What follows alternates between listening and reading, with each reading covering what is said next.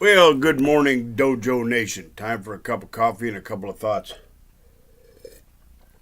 So, probably 3 times a week minimum, I get a call and people ask me if I'm going to such and such an event or if I'm going to speak at such and such an event and which event they should go to. So, my thought on events, I break them down into 2 categories. Are they an event really designed to sell you something, which they all are at certain levels?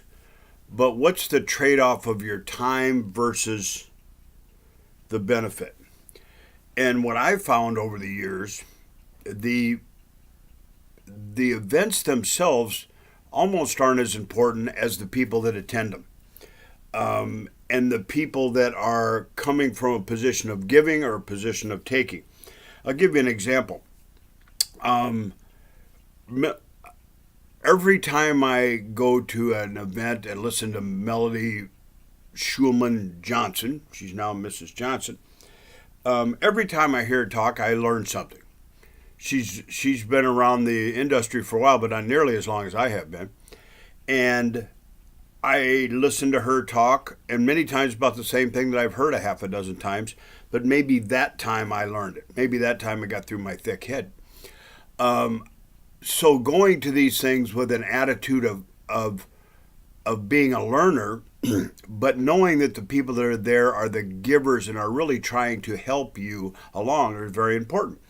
The event I had at Cozumel last year, Cos Talks, the 2 people that were most attentive in the front row, taking the most notes for 2 days, was Grandmaster Bill Clark and Professor Beliso. They filled up notebooks full, and man, these guys are sharp. These aren't people that fell off the turnip truck.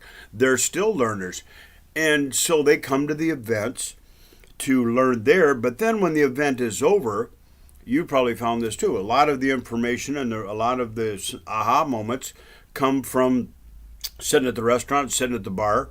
Cozumel, we sat at a beach bar. And that's when the real learning always, to me, I've got my biggest benefit out of that. So if that's true for you, then what is the event going to draw in people? And are they the kind of people you want to sit around a restaurant and a bar with afterwards? Melody Schumann throws a great event. I took a bunch of my kids down there last year. She had a section for the kids, and man, these kids have come back. It's the greatest retention tool of all time. Anything Dave Kovar does is great. Of course, the Super Show, it's a trade show, but they have the horsepower to bring in really top people, lots of them. So you have a lot of options there. If you're in the after school and summer camp business, you need to go to whatever Dwayne Spires is doing, and there's just massive amounts of information in there. And there's several other events around that are going on. So when you're thinking about an event, don't look at it strictly as the event. Who am I going to network with? What time am I going to be able to spend? What kind of connections am I going to make going forward? And those are always where the biggest return on that weekend is going to come for you. So I'm going to go out to Santa Barbara, California next week to Dave Wheaton's and Melody Myers School, which is one of the most impressive schools in the country. The best culture I've seen anywhere. They do about $1 million out of a tin building out there. And I'm going to hang out with some really cool people. So have a great week. Now's the time to start planning for the rest of 2019, 2020. Decide what kind of events you want to go to and get a plan. Good luck to you.